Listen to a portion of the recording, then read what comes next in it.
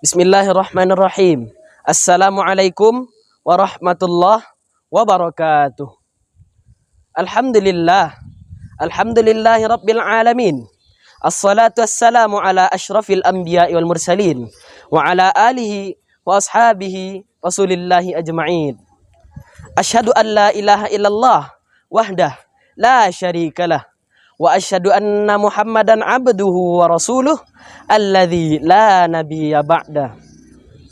Puji beserta syukur kita panjatkan atas kehadirat Allah Subhanahu wa taala, atas segala limpahan rahmat dan karunia-Nya, sehingga atas rahmatnya kita alhamdulillah bisa kembali di bulan Ramadan yang penuh maghfirah, yang penuh ampunan dan yang sangat istimewa ini.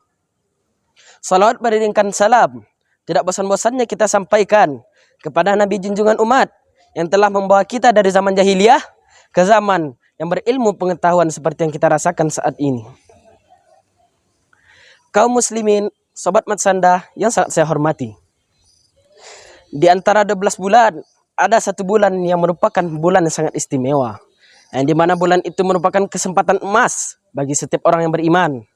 Yang dimana bulan itu ialah bulan Ramadan, yang merupakan kesempatan emas bagi kita untuk melaksanakan ibadah-ibadah, untuk memperbanyak amalan-amalan, untuk meningkatkan kualitas iman kita, serta untuk meningkatkan ketakwaan kita kepada Allah Subhanahu wa taala. Namun kaum muslimin sekalian, amal-amalan tersebut tentunya harus kita lakukan dengan sebetul-betulnya, dengan niat yang betul dari hati kita. Jangan sampai Ramadan yang kita laksanakan tahun ini lebih buruk daripada Ramadan yang lalu. Barangkali di Ramadan yang lalu kita sering membaca Al-Quran, di Ramadan yang lalu kita memperbanyak amalan-amalan sunnah. Namun di Ramadan kali ini kita tidak membaca Al-Quran, kita lebih banyak terlena oleh dunia, oleh gadget yang kita dapatkan. Namun ketahuilah kaum muslimin sekalian, sungguh merugi orang yang tidak memanfaatkan dengan sebetul-betulnya kesempatan tersebut, karena begitu banyaknya amal-amalan yang dapat kita lakukan di bulan Ramadan ini. Namun juga banyak yang bertanya kaum muslimin sekalian, bagaimana cara kita agar bisa memaksimalkan amalan-amalan kita di bulan Ramadan?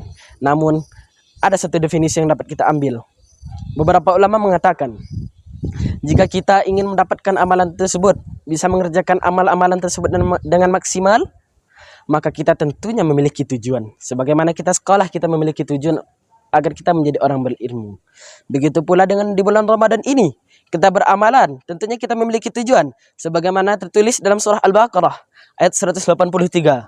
Na'udzu billahi minasyaitonir rajim. Bismillahirrahmanirrahim. Ya ayyuhalladzina amanu kutiba alaikumusiyam kama kutiba alal ladzina min qablihim la'allakum tattaqun. Wahai orang-orang beriman, diwajibkan atas kamu berpuasa sebagaimana atas orang-orang sebelum kamu, la'allakum tattaqun, agar kamu menjadi orang bertakwa. Namun dari itu kaum muslimin sekalian, dapat kita ambil dari potongan terakhir ayat tersebut, la'allakum tattaqun, agar kita menjadi insan yang lebih bertakwa. Namun di bulan Ramadan ini merupakan kesempatan emas dari kita untuk meningkatkan ketakwaan kita di hadapan Allah, yaitu sebagaimana contohnya di bulan Ramadan tentunya kita takut untuk melaksanakan kemaksiatan, untuk melakukan kemaksiatan. Apalagi dalam status kita sedang berpuasa. Apabila orang bermaksiat di bulan puasa, maka rusaklah ibadahnya. Dan tentunya kita meningkatkan ibadah-ibadah kita di bulan Ramadan ini.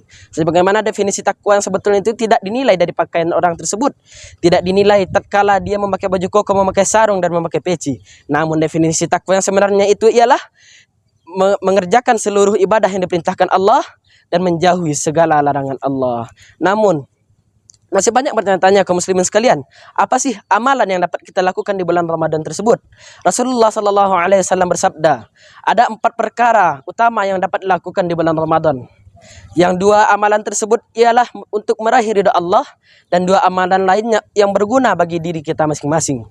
2 amalan yang mendapatkan ridha Allah itu ialah beristighfar dan bersyahadat kepada Allah Subhanahu wa taala. Dengan beristighfar dan bersyahadat tersebut, maka insya Allah kita diridhoi oleh Allah dalam setiap amalan-amalan yang kita lakukan di sepanjang Ramadan ini. Dan 2 amalan yang berguna bagi kita ialah yaitu berdoa agar kita dimasukkan ke dalam jannahnya Allah dan dijauhi dari azab neraka. Dan juga kaum muslimin sekalian, para ulama juga sepakat ada 5 amalan yang mendukung ibadah puasa kita, agar kita tidak hanya melakukan ibadah wajib, agar kita tidak hanya melakukan amalan-amalan wajib seperti menahan puasa dari terbit fajar hingga terbenam matahari. 5 amalan tersebut adalah yang pertama, ibadah tarawih. Jangan sesekali meremehkan ibadah tarawih kaum muslimin sekalian, karena manfaat atau hikmah dari ibadah tarawih itu sangatlah besar. Apalagi jika kita mendapatkan ibadah tarawih di malam Lailatul Qadar.